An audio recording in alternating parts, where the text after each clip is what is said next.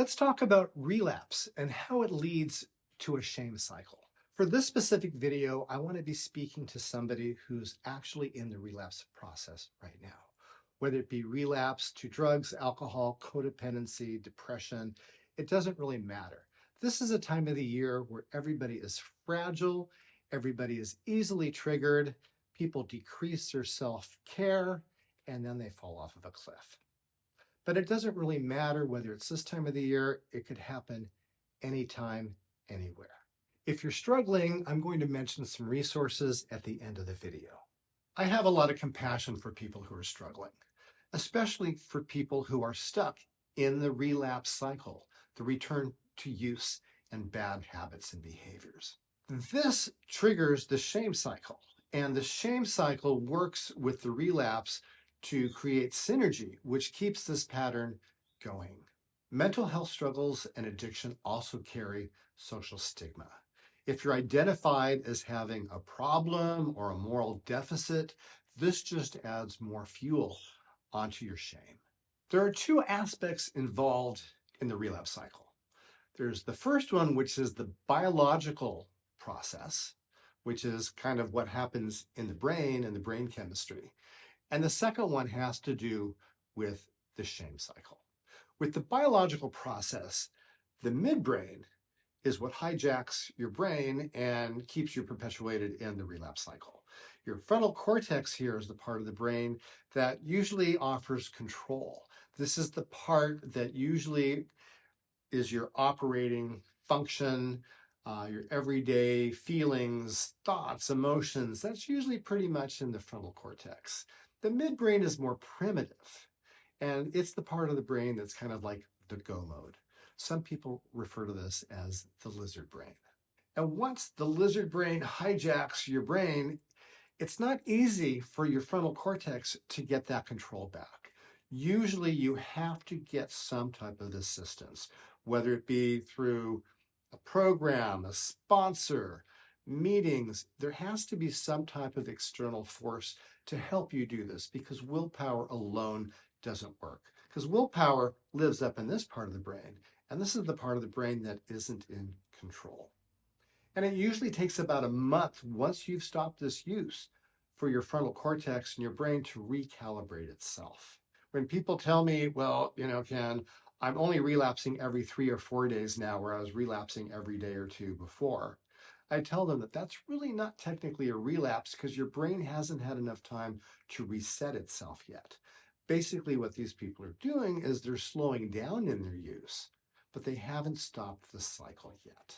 And this is where you need the help. And some people need something as drastic as maybe medical detox, residential program, something that's very intensive to help you recalibrate that brain, get the sobriety so that brain can recalibrate itself back into a recovery mindset. I think of the midbrain and the way that it works almost like a dog chasing a cat. I have a dog that is smart, knows commands, but if it sees something small that moves, a squirrel, a lizard, a cat, it's off and running. And that's the midbrain kicking in. And if the dog's in the front yard and sees a cat across the street, this is going to click into action, and the dog's not going to look at me to see if I'm paying attention. The dog's not going to look and see if any traffic is coming. The dog is just going to dart across the street and chase the cat. And that's pretty much what happens to your brain when you're triggered and you're in that relapse cycle. So once again, this is why we need the extra support to try to get that control. Now, relapse and relapse triggers is really important, and we do need to protect ourselves from the things that are going to trigger this process to begin with. But that's a whole other ball of wax, and I have other videos that talk about that topic. So for right now, let's just talk about the biological part of the relapse, the shame, and how to get the help so that you don't keep using. A lot of people who are struggling with substance use disorders, mood disorders, have a background somewhere with adverse childhood experiences, which would be basically some type of trauma, which usually comes in the shape of some type of abandonment and shame. So most people who walk in the doors to see me already are familiar with shame. And guess what? When you're in the relapse process, that shame just rears its ugly head. And no matter what, you think you're the worst piece of crap on the planet for what you're doing. And that shame prevents you from getting the help that you need. And that's why shame has a really important bearing in the relapse process and the return to recovery. And it's so important to talk about shame because it perpetuates the relapse problem, preventing people from getting the help they need. And I'm saying this because I have buried a lot of really good people who just had too much shame to come in and tell me that they had relapsed. And this is something that I really tried to front load my patients with and say, please, no matter what, don't worry about letting me down. It's about lifting you up. So for whatever reason, you need to kind of push the shame aside and get the help that you need. If you're struggling now or you're in the middle of a relapse, I want you to just take a second to slow down, take a deep breath, and think for a minute about your functioning level and your levels of gratitude when you're clean and sober. The gains that you've made, the quality of the relationships and your work when you're sober, and just the difference of how it feels when you wake up in the morning. Remind yourself that this is where you want to get back to. And you need to show yourself some self-compassion and self-kindness.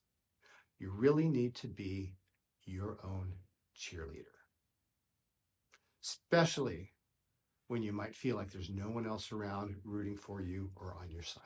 A good friend of mine once said, you just have to have smart feet.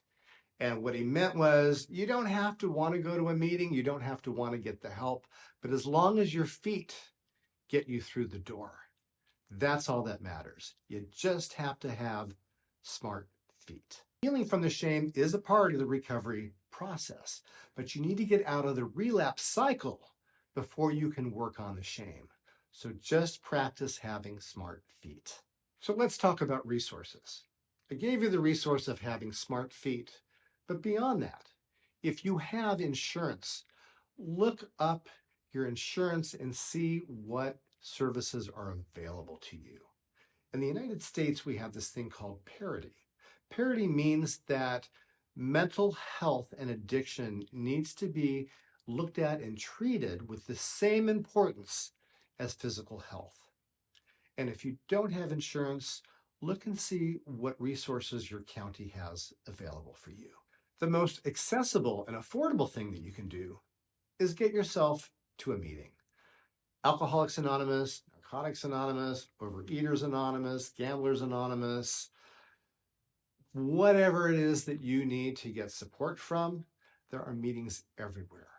And it's simple. You just have to go to your phone, look up the fellowship, look up the meeting directory, and see if there's any meetings near you. If there's not, see when the next virtual meeting is, because if you have a smartphone nowadays, which most of you might be watching me on your smartphone, you can pick up your phone and you can hit a virtual meeting. That's a first step. And I've heard it before. I can't go to meetings. They know me in meetings. People look up to me. I am going to let so many people down. I am so ashamed to walk in that door. Once again, you don't want to keep that shame from you getting the help that you need.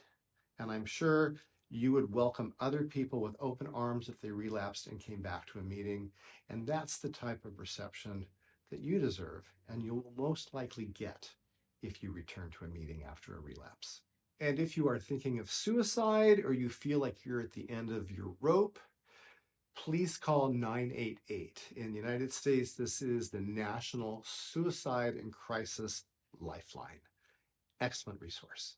So in summary, we have the biological component of the relapse that keeps the cycle going, and the shame part of the relapse that prevents us from doing anything to stop the cycle.